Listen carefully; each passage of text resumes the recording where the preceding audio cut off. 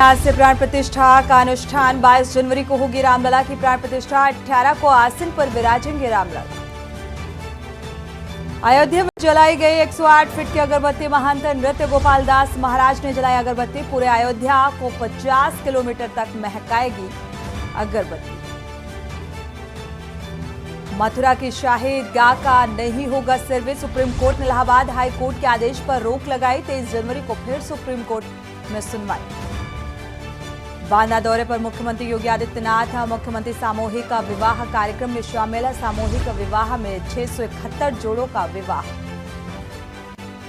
गोरखपुर में दीवार लेखन अभियान की शुरुआत और सीएम योगी ने वॉल पेंटिंग अभियान की शुरुआत की। सीएम योगी ने दीवार पर बनाया कमल का फूल। यूपी में कड़ाके की ठंड का सिलसिला जारी। तापमान में भारी गिरावट से जनजीवन अस्त व्यस्त। आप देख रहे हैं। बढ़ते आगे, इस बीच अहम खबर मथुरा से आपको बता दें। मथुरा में शाही ईदगाह के सर्वे के आदेश का ये पूरा मामला सामने आ रहा है। सुप्रीम कोर्ट ने इलाहाबाद हाई कोर्ट के आदेश पर रोक लगा दी है। तो मथुरा शाही ईदगाह का कमिश्नर सर्वे होना था और फिलहाल इसमें रोक लगती हुई नजर आ रही है। इलाहाबाद हाई कोर्ट ने सर्वे का आदेश जारी किया था और सुप्रीम कोर्ट ने इलाहाबाद हाई कोर्ट के आदेश पर रोक लगा दी है और मुस्लिम पक्ष की याचिका पर सुप्रीम कोर्ट में सुनवाई होगी। तो 23 जनवरी को फिर से सुप्रीम कोर्ट में इस मामले को लेकर सुनवाई होगी। फिलहाल सर्वे अब नहीं होगा। सर्वे पर रोक लगा दी गई है और हाई कोर्ट में सुनवाई होगी। सुप्रीम कोर्ट का ये आदेश। सुप्रीम कोर्ट ने हिंदू पक्ष को नोटिस जारी किया है। सुप्रीम कोर्ट ने कमिश्नर की नियुक्ति पर भी रोक लगाई है और शाही ईदगाह मस्जिद में सर्वे अब नहीं होगा। इसी खबर पर ज्यादा जानकारी के साथ प्रवेश शर्मा जुड़े हुए हैं। प्रवेश, अब रोक लगा दी गई है सर्वे पर, क्या कुछ जानकारी इस संबंध में? बिल्कुल, देखिए मैं आपको बता दूं कि आज सुप्रीम कोर्ट में दो जजों की बेंच, जिसमें संजीव खन्ना और दीपांकर दत्ता, दोनों जजों ने जो है साफ तौर पर मैं कहूं तो इलाहाबाद का जो फैसला था या बात करें जो आदेश था उसे पलट दिया है। सीधे तौर पर जो है मथुरा की शाही ईदगाह का जो एक सर्वे करने के लिए कमिश्नर नियुक्त करने की बात की गई थी उसको साफ तौर पर सुप्रीम कोर्ट ने नकार दिया है। इसके अलावा सुप्रीम कोर्ट का कहना है कि जिस तरीके से ये पूरी याचिका बनाई गई थी या ये कहीं याचिका दाखिल की गई थी उसमें ये कहीं भी स्पष्ट नहीं है कि उनकी मंशा क्या है। आखिर ऐसी क्या वजह है कि सीधे तौर पर कहा जाए कि ईदगाह का सर्वे होना चाहिए। इसलिए सुप्रीम कोर्ट ने इसको नकार दिया और सीधे तौर पर मैं कहूँ तो ये हिंदू पक्ष के लिए एक बहुत बड़ा झटका है। जी बिल्कुल। अब आगे, क्योंकि 23 जनवरी की जो तारीख है वो निर्धारित की गई है, यानी कि अब इसमें 23 जनवरी को फिर से सुप्रीम कोर्ट में सुनवाई होगी। क्या कुछ आसार नजर आ रहे हैं? क्या फैसला जो निकलकर सामने आएगा वो हिंदू पक्ष में होगा?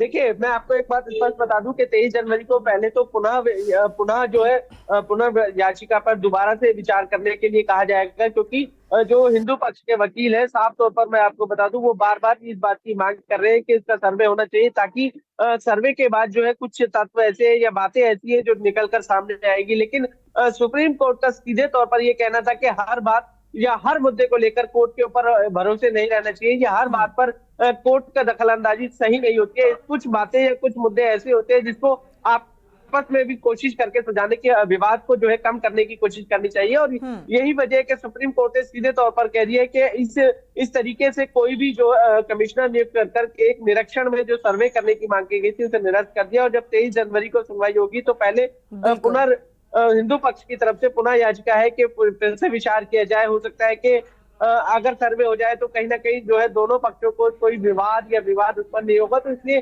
सबसे पहले पुनर्याचिका पर सुनवाई होगी, उसके बाद सुप्रीम कोर्ट किस तरीके की रणनीति या बात करें किस तरीके का आदेश पारित करता है ये देखने वाली बात है। बिल्कुल। इसी खबर पर अभिनय उपाध्याय भी संवाददाता जुड़े हुए हैं। अभिनय, अगर देखा जाए अभिनव की अब सुप्रीम कोर्ट में एक बार फिर से हिंदू पक्ष की याचिका को लेकर सुनवाई होगी और आपसी सुलह तो संभव नहीं नजर आ रहा है, लेकिन क्या लगता है किस पक्ष में फैसला निकलकर सामने आएगा? और जिस तरीके से सर्वे में ये रोक लगाई गई है तो क्या वजह मानी जाए? जी बिल्कुल, मैं आपको बता दूं ये श्री की जन्मभूमि शाही ईदगाह से ये जुड़ा हुआ मामला है और आज सुप्रीम कोर्ट का जो फैसला आया है वो कहीं ना कहीं एक हिंदू पक्ष के लिए एक बड़ा झटका है। वो बड़ा झटका इसलिए क्योंकि हिंदू पक्ष हाईकोर्ट गया था और उसने मांग की थी एसआई सर्वे की कि सहायिका की जल्द से जल्द सर्वे कराई जाए, जिससे जो है मुस्लिम पक्ष जो वहां जो हिंदू पक्ष जो साक्ष्य जो बता रहा है वहां उनको न मिटा सके, जिसकी जल्दी से जल्दी सर्वे कराई जाए। तो सुप्रीम कोर्ट ने जो है हाई कोर्ट ने उसको मंजूरी दे दी थी, जिसको लेकर मुस्लिम पक्ष सुप्रीम कोर्ट गया था। और सुप्रीम कोर्ट मुस्लिम पक्ष गया तो जो पिछली जो तारीख पड़ी थी उसमें जो आज की तारीख पड़ी थी, और आज जो है सुप्रीम कोर्ट ने जो मुस्लिम पक्ष की जो दलील जो दाखिल जो की थी उसमें मंजूरी दे दी है। और फिलहाल जो हिंदू पक्ष की जो दलील जो पड़ी थी उस पर जो है फिलहाल के लिए रोक लगा दी है, और उसको जो सर्वे थी उसको अभी फिलहाल के लिए टाल दिया गया। तो कहीं ना कहीं एक हिंदू पक्ष के लिए ये बड़ा झटका है।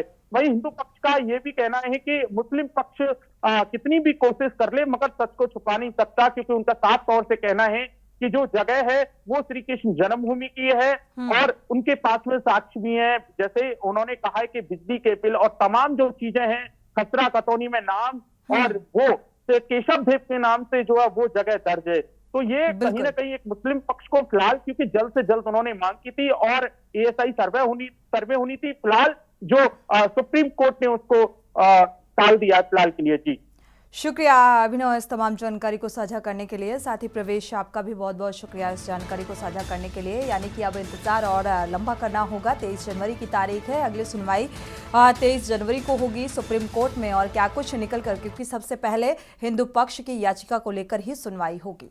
बढ़ते आगे, लखनऊ से अहम खबर आपको बता दें, गोरखपुर में दीवार लेखन का अभियान शुरू हो चुका है। अभियान की शुरुआत सीएम योगी ने वॉल पेंटिंग अभियान की शुरुआत की है। सीएम योगी ने दीवार पर बनाया कमल का फूल। तो लोकसभा चुनाव के पहले बीजेपी का दीवार लेखन अभियान जो है उसकी शुरुआत, उसका आगाज हो चुका है, और कल दिल्ली में राष्ट्रीय अध्यक्ष ने कार्यक्रम की शुरुआत की थी।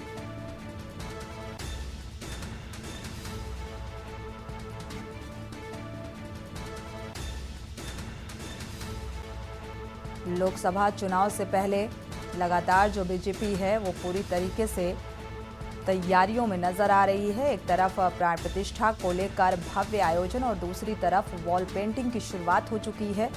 यानी कि पूरी रणनीति, और सीएम योगी आदित्यनाथ ने इसकी शुरुआत की है। शुभारंभ आप दीवार में वॉल पेंटिंग करते हुए नजर आ रहे हैं, कमल का फूल बनाया है।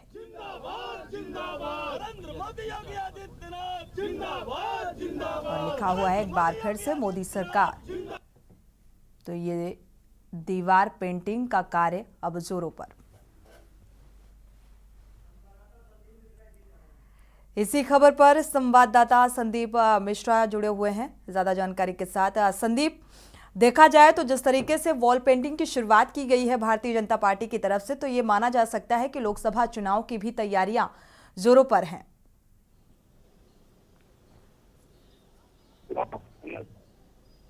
बिल्कुल, देखिए निश्चित तौर पे लोकसभा का चुनाव नज़दीक है, तो निश्चित तौर पे भारतीय जनता पार्टी लगातार नए अभियान की तरफ जो है रुख कर रही है। अगर बात करें तो दीवार लेखन का जो अभियान है वो कल दिल्ली में जो राष्ट्रीय अध्यक्ष हैं जेपी नड्डा, उनकी तरफ से इसकी शुरुआत की गई। उसके बाद से उत्तर प्रदेश में जो कांग्रेस प्रदेश अध्यक्ष हैं भारतीय जनता पार्टी के, उन्होंने इसकी शुरुआत की। फिर उसके बाद उत्तर प्रदेश में डिप्टी सीएम केशव प्रसाद मौर्य ने भी दीवार पर कमल का फूल बनाया और सजग किया कि कैसे उत्तर प्रदेश में लोगों को वोट जो है भारतीय जनता पार्टी को देना है। इसको लेकर के ये कार्यक्रम की शुरुआत की गई थी। लेकिन आज की अगर बात करें तो आज जो है गोरखपुर में सीएम योगी आदित्यनाथ ने एक बार फिर से जो है उसी दीवार लेखन की शुरुआत जो है की है, गोरखपुर से की है। इसके साथ ही साथ में इस दीवार लेखन का अभियान जो है काफी तेजी से उत्तर प्रदेश ही नहीं कई राज्यों में जो है इस अभियान की तेजी लाई जाएगी। यानी कि साफ है कि जिस तरीके से हर प्रदेशों में इस अभियान की तेजी लाई जा रही है, उसको लेकर के आज जो है अगर बात करें सभी सांसद, विधायक और नेतागण जो है इसमें जो है आज पार्टिसिपेट करेंगे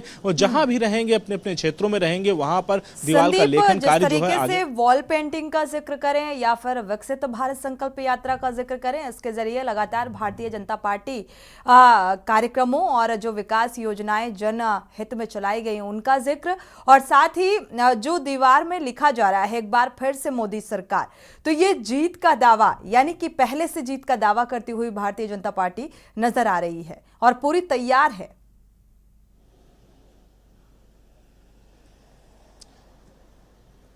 बिल्कुल, देखिए निश्चित तौर पे जिस तरीके से लोकसभा का चुनाव है, तो लोकसभा चुनाव को लेकर के जो तैयारियां हैं भारतीय जनता पार्टी की, वो बिल्कुल शुरू हो चुकी हैं। चाहे दीवार लेखन का अभियान हो या हस्ताक्षर अभियान हो, तमाम ऐसे अभियान हैं जो भारतीय जनता पार्टी लगातार निरंतर जो है चला रही है। यानी कि कहीं ना कहीं लोकसभा चुनाव में एक बार फिर से मोदी के नाम पे जो है वोट बैंक जो है वो पूरा मजबूत करना चाहती है। इसी की तर्ज की अगर बात करें तो लगातार एक बार फिर से मोदी सरकार का जो एक नारा दिया जा रहा है, जो दीवार पर लेखन किया जा रहा है, वो इसी तर्ज पे किया जा रहा है। यानी कि अब शुरुआत हो चुकी है इस कार्यक्रम की, बूथ अभियान की, और इसको अब जैसे पूरी तरीके से हर एक स्तर पर किया जाएगा। बूथ स्तर पर इस अभियान की रूपरेखा तैयार की जाएगी, साथ ही साथ सभी को सजग किया जाएगा कि आखिर इस अभियान को कैसे तेजी लाई जाए। यानी कि साफ है कि लोकसभा चुनाव में हर तरीके से रणनीति भारतीय जनता पार्टी पहले से तैयार कर रही है। बिल्कुल, और उसी तर्ज पर रणनीति के तहत कार्य योजना बनाकर काम किया जाता है भारतीय जनता पार्टी की तरफ से। शुक्रिया इस तमाम जानकारी को साझा करने के लिए। तो वॉल पेंटिंग की शुरुआत हो चुकी है। सीएम योगी आदित्यनाथ ने दीवार में कमल का फूल बनाया और एक बार फिर से मोदी सरकार का दावा। बढ़ते हैं आगे, लखनऊ से अहम खबर। केंद्रीय रक्षा मंत्री राजनाथ सिंह पहुंचे हनुमान सेतु मंदिर और पहुंचकर यहां पर दर्शन पूजन किया है। केंद्रीय रक्षा मंत्री राजनाथ सिंह ने श्रमदान भी किया। बीजेपी धार्मिक स्थलों पर लगातार स्वच्छता अभियान चला रही है। 14 जनवरी से 22 जनवरी तक ये अभियान चलेगा। तो प्राण प्रतिष्ठा के पहले स्वच्छता अभियान चलाया जा रहा है। सभी तीर्थ स्थानों, मंदिरों में सफाई का कार्य जोरों पर। यूपी के मंत्री और प्रभारी भी श्रमदान कर रहे हैं।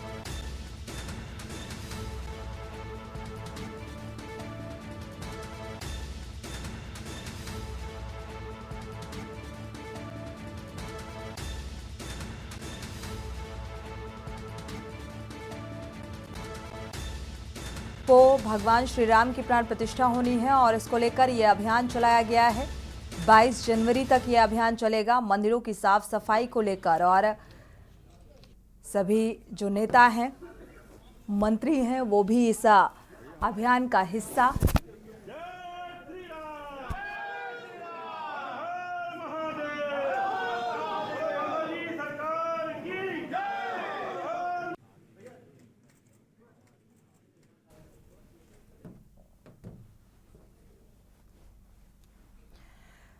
बढ़ते आगे, रुक करते हैं अगली खबर का। लखनऊ से अहम खबर है। लोकबंधु अस्पताल में नेट से परखा मिलेगा ब्लड, यानी कि उसे पहले जांचा जाएगा, परखा जाएगा और इसके बाद वो ब्लड अवेलेबल होगा। अस्पताल प्रशासन ने एनएचएम को ये प्रस्ताव भेजा है। लोकबंधु से खून के नमूने लोहिया संस्थान भेजे जाएंगे और जांच रिपोर्ट के आधार पर अब जो ब्लड है उसे मरीजों के लिए उपलब्ध कराया जाएगा। तो जांच पड़ताल के बाद संक्रमण को पकड़ने में अब तेजी आएगी, यानी कि चेक किया जाएगा उसे और इसके बाद ही मरीजों को उपलब्ध कराया जाएगा।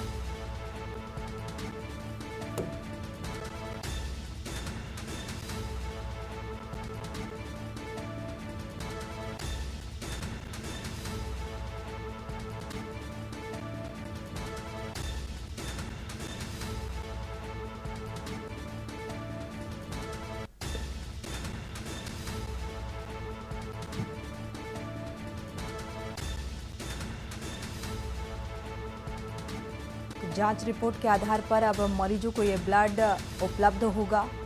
लखनऊ से अहम खबर आपको बता रहे हैं। लोकबंधु अस्पताल में और इसी बीच अहम खबर आपको बता दें, बड़ी खबर सामने आ रही है इस वक्त की अहम खबर। लखनऊ से कोर्ट के आदेश पर 21 लोगों पर मुकदमा दर्ज किया गया है। लखनऊ से अहम खबर, धर्मार्थ सेवा ट्रस्ट की जमीन पर फर्जीवाड़ा का ये पूरा मामला। लगभग 20 बीघा ट्रस्ट की जमीन को बेच दिया गया और ट्रस्ट के अध्यक्ष की पैरवी पर मुकदमा दर्ज किया गया है। मड़ियाव इलाके में है छाछी कुआं ट्रस्ट की जमीन, जिसे बेचा गया और आरोपियों ने फर्जीवाड़ा कर ट्रस्ट की जमीन को बेच दिया। Shivsharan Upadhyay central bar council का अध्यक्ष भी रह चुका है। शिवशरण का बेटा हाई कोर्ट में सरकारी वकील रह चुका है। तो कोर्ट के आदेश पर 21 लोगों के खिलाफ मुकदमा दर्ज किया गया।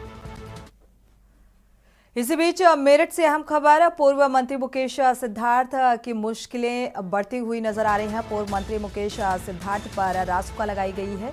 डीएम दीपक मीणा ने जारी किया रासुका का आदेश। ऊर्जा राज्य मंत्री को जिंदा जलाने का बयान दिया गया था और बयान का वीडियो वायरल होने पर मुकदमा दर्ज किया गया। दिल्ली से गिरफ्तार कर मुकेश को जेल भेजा गया था।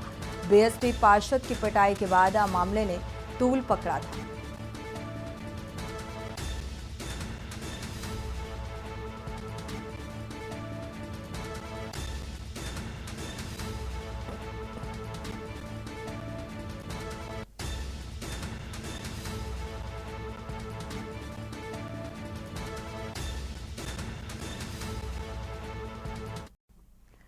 और इसी बीच फतेहपुर से खबर सामने आ रही है। फतेहपुर से अहम खबर, बैटरी फैक्ट्री में 2 युवक की दम घुटने से मौत का मामला सामने आ रहा है। फतेहपुर से खबर, 2 की हालत बेहद गंभीर, जिला अस्पताल में भर्ती कराया गया है, इलाज जारी है। तो कमरे में सोते समय यह हादसा हुआ। आग जलाकर कमरे में सो रहे थे।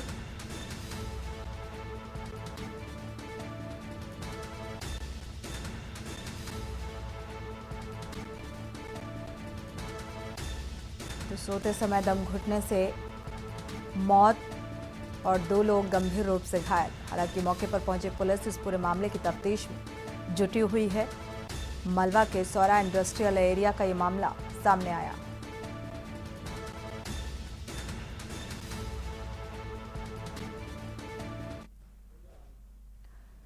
बढ़ते आगे, इसी बीच लखनऊ से आपको खबर बता दें, सपा अध्यक्ष ने मध्य प्रदेश इकाई को भंग किया है। अखिलेश यादव के निर्देश पर प्रदेश अध्यक्ष की इकाई को भंग किया गया और जिला इकाइयों को भी भंग कर दिया गया। तो 10 लोकसभा प्रभारियों को उनके पद से हटाया गया है। 10 लोकसभा प्रभारियों को उनके पद से हटाया गया। लखनऊ से अहम खबर, सपा अध्यक्ष ने मध्य प्रदेश इकाई को भंग किया।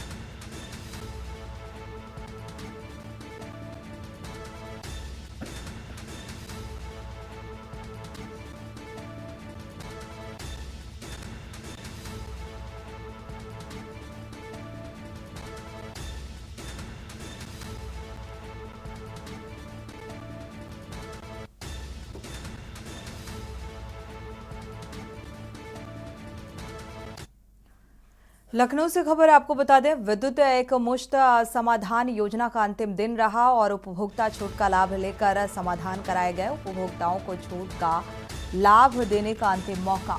करीब 50.56 लाख उपभोक्ताओं ने ओटीएस का लाभ लिया और ओटीएस से करीब 5,436 करोड़ रुपए का राजस्व मिला। उपभोक्ताओं को करीब 1795 करोड़ रुपए की छूट मिली है।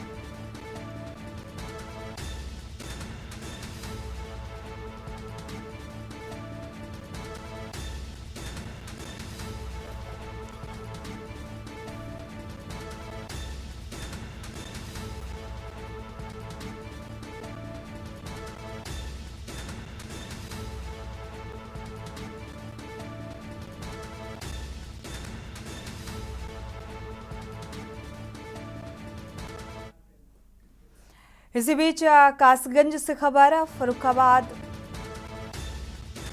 यूपी की पुलिस का नया कारनामा सामने आया है। कासगंज से खबर आपको बता दें, पहले पत्नी के होते हुए दारोगा ने दूसरी शादी कर ली। तो महिला ने एसपी ऑफिस में आत्महत्या की धमकी दी है। महिला का वीडियो जमकर अब वायरल हो रहा है। एसएसपी से इस बात की शिकायत और एसपी ऑफिस में आत्महत्या की धमकी।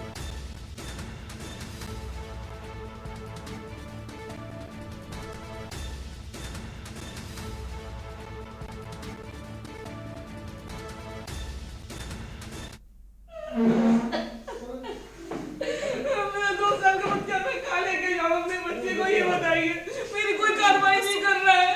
1 महीने से चक्कर लगा रही हूँ मैं आगरा से आई हूँ यहाँ पे। अब मैं वहाँ बैठी हूँ तो मुझसे कह रहे हैं कि मेरा बच्चा नहीं है, कोई मेरे फोटो शादी नहीं की है मैम। मेरा 2 साल का बच्चा क्या झूठा हो जाएगा, या मुझसे शादी की है वो झूठी हो जाएगी। सारे फोटो लगा दिए, एविडेंस लगा दिए, उसके बाद भी कोई कार्रवाई नहीं हो रही है।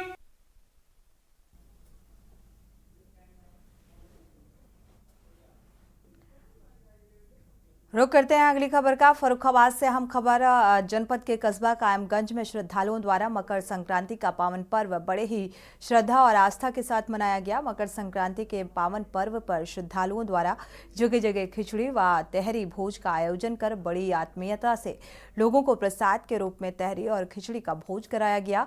इसी क्रम में नगर के सिटी सेंटर मार्केट स्थित अपने प्रतिष्ठान शर्मा इलेक्ट्रॉनिक्स पर शिवदत्त शर्मा, मुन्नी देवी शर्मा और सुशील शर्मा, आजाद शर्मा, विष्णु शर्मा और मृदुल शर्मा, प्रबल शर्मा 11वां तहरी और खिचड़ी भोज कार्यक्रम का आयोजन किया गया। यहां पर भोज कार्यक्रम के दौरान नगर व क्षेत्र के तमाम उद्योगपतियों, समाज सेवियों, व्यापारियों और नगरवासियों और आम राहगीरों सहित हजारों लोगों द्वारा शुद्ध देसी घी और चटपटी चटनी, स्वादिष्ट अचार और सैलेड के साथ प्रसाद के रूप में सुरुचिपूर्ण तहरी खिचड़ी का लुत्फ लिया गया। तहरी का प्रोग्राम मकर संक्रांति पे 11 सालों से कर रहे हैं। ये पुण्य का दिन है मकर संक्रांति का दिन। ये हमारे माता पिता ने जो है इसका हमें ज्ञान दिया है कि मकर संक्रांति पे हमेशा पुण्य का काम करना चाहिए। आपको ये प्रेरणा किससे मिली है? माता पिता से। तो कब तक करना चाह रहे हैं आप? हमेशा। कब तक? जैसे कुछ लिमिट? करते रहेंगे, ये परमानेंट मकर संक्रांति के दिन। आज लगभग कितने लोगों ने भोजन किया आपके यहाँ तहरी भोज के? लगभग मान चलिए आप लोग 2,500 से 3,000 लोगों ने तहरी का भोज किया है।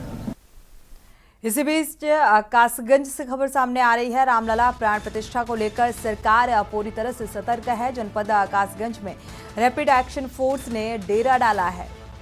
तो सुरक्षा व्यवस्था चाक चौबंद लोकसभा चुनाव को लेकर जनपद में आरएफ पहुंची है। आरएफ ने संवेदनशील इलाकों का निरीक्षण भी किया। विशेष सतर्कता। कासगंज से अहम खबर।